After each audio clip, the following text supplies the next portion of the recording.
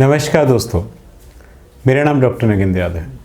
आज का जो मेरा वीडियो का टॉपिक है वो है ज़मीन पर रहने वाला जो कछुआ, यानी हम जिसको टॉर्टोइज बोलते हैं, उसमें किस किस तरह की प्रॉब्लम्स जो है मोस्टली हम फेस करते हैं। कौन कौन सी ऐसी डिजीज़ होती हैं या कौन कौन सी ऐसी डिफिशिएंसी डिजीज़ होती है जो कि आपको टॉर्टोइज में आपको देखने को मिलेंगे। आपको पता है कि टॉर्टोइज जो है एक्सट्रीम हार्ड कंडीशंस में रहते हैं, यानी ये अधिक से अधिक गर्मी होगी तो उसमें भी जो है एडजस्ट कर जाते हैं। और इसमें किस तरह की प्रॉब्लम्स आपको सबसे ज़्यादा देखने को मिलती है, यदि आपके घर में ज़मीन में रहने वाला कछुआ है यानी टॉर्टोइज है, सबसे ज़्यादा जिसमें होता है जो सबसे स्टार्टिंग इन्फेक्शन होता है वो होता है इनमें रेस्पिरेटरी इन्फेक्शन, यानी आपको इनकी नाक से सबसे ज़्यादा जब भी कभी इन्फेक्शन होता है इनकी नाक से जो है नेज़ल डिस्चार्ज इनमें स्टार्ट हो जाता है।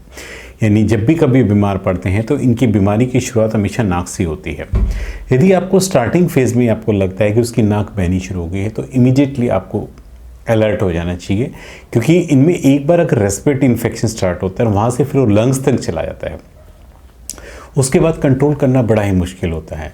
और स्टार्टिंग फेज़ में ही यदि हम उसको वहीं पे एंटीबायोटिक दे करके या ओरल मेडिकेशंस पीने के पानी में दे करके हम कंट्रोल करेंगे तो उस इन्फेक्शन को हम आगे बढ़ने से हम रोक सकते हैं।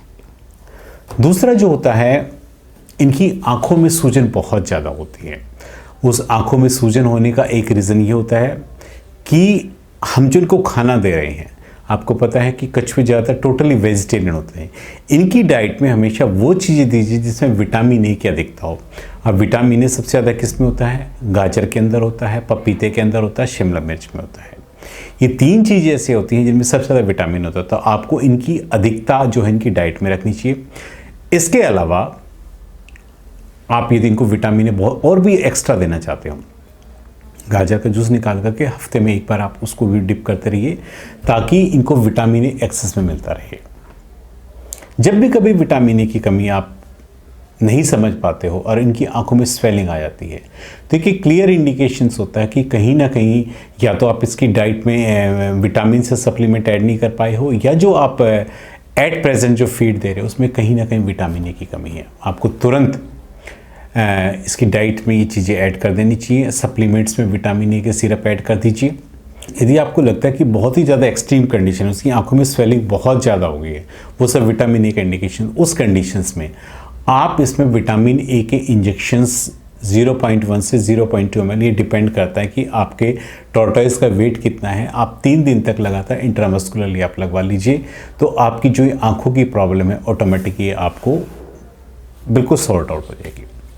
दूसरा, टॉर्टोइज में एक जो सबसे ज़्यादा हमें देखने को मिलता है, नॉर्मली जो टॉर्टोइज अपना वेस्ट मटेरियल जो एक्सक्रीट करते हैं वो ब्राउनिश कलर का होता है। यदि ब्राउनिश कलर से उसका कलर दूसरे किसी कलर में चेंज हो रहा है, इट मीन्स कहीं ना कहीं उसकी जीआई ट्रैक्ट में कोई ना कोई उसने इन्फेक्शन कैच कर लिया, जिसलिए इमीडिएट हमें उसको ट्रीटमेंट की ज़रूरत है। आपको पता है कि टॉर्टोइज की जो डाइट होती है उसमें रफेज की मात्रा बहुत ज़्यादा होती है, यानी जितनी भी ग्रीन लीफी वेजिटेबल्स होती है बहुत ज़्यादा एक्सेस में होती है।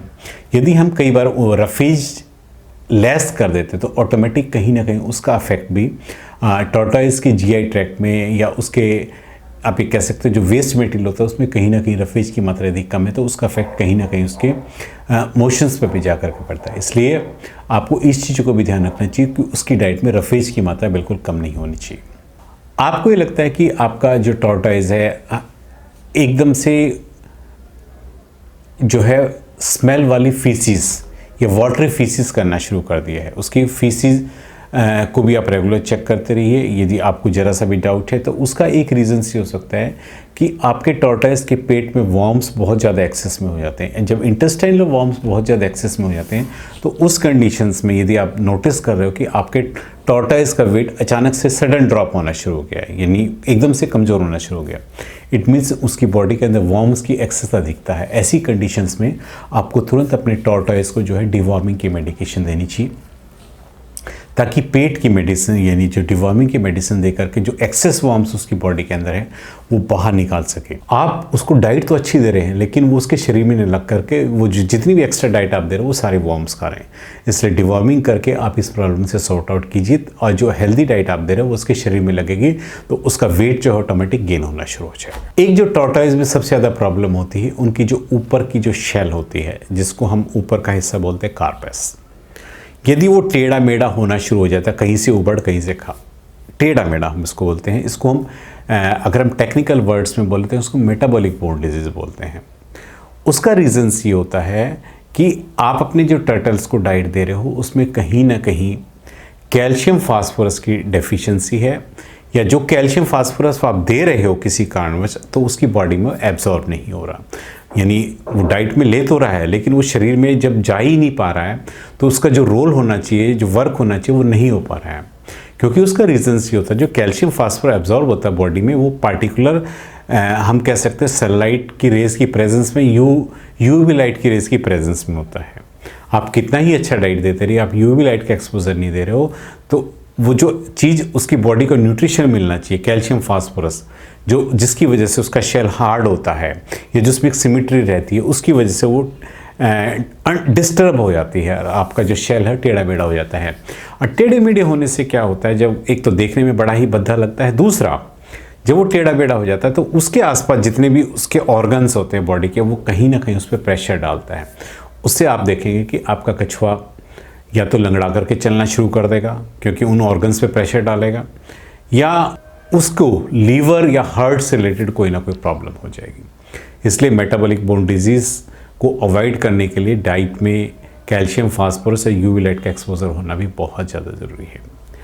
आज मैंने आपको इस वीडियो के माध्यम में टॉर्टॉइस के अंदर होने वाली कुछ बीमारियों के बारे में बताया है और उम्मीद करता हूँ कि यदि आपके टॉर्टॉइस में इस तरह की कोई भी प्रॉब्लम है तो आप उसको तुरंत आइडेंटिफाई करके उसको वेटरनरी डॉक्टर के पास ले जा करके उसका समय रहते उचित इलाज करवा पाएंगे। आप सभी का बहुत बहुत धन्यवाद। इसके अलावा जिन लोगों ने मेरे चैनल को सब्सक्राइब नहीं किया प्लीज़ जा करके मेरे चैनल को सब्सक्राइब कीजिए। धन्यवाद।